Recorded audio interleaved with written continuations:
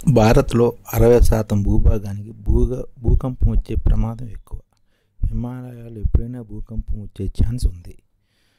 భారత్లో 5 జోన్లుగా విభజిస్తే జోన్ 2 6 కంటే తక్కువ వచ్చే ప్రాంతాలు. ఇది జోన్ 2లో వస్తుంది.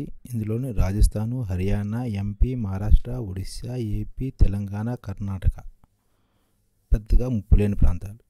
గ్రూప్ 3లో అదే జోన్ 3లో ఈ జోన్లో భూకంపం 7 వరకు వచ్చే అవకాశం ఉంది. ఇది భారత భూభాగంలో 31%.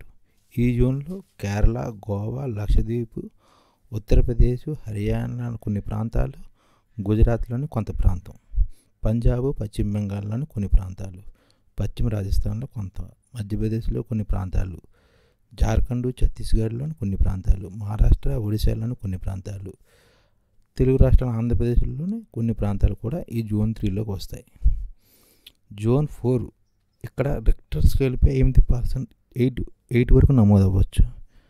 ఇది కొద్ది భారత భూభాగంలో 18%. ఇది ఈ జోన్లో కాశ్మీర్లో ప్రాంతము, లడాకు, హిమాచల్లోని ప్రాంతము, పంజాబ్, హర్యానా, ఢిల్లీలోని కొంత ప్రాంతము, సిక్కిము, యూపీలోని కొంత ప్రాంతము, యూపీలోని ఉత్తర ప్రాంతము, బీహార్లోని కొన్ని ప్రాంతాలు, పశ్చిమ బెంగాల్లోని, గుజరాత్లోని కొద్దిగా, పశ్చిమ రాజస్థాన్లో కొద్దిగా.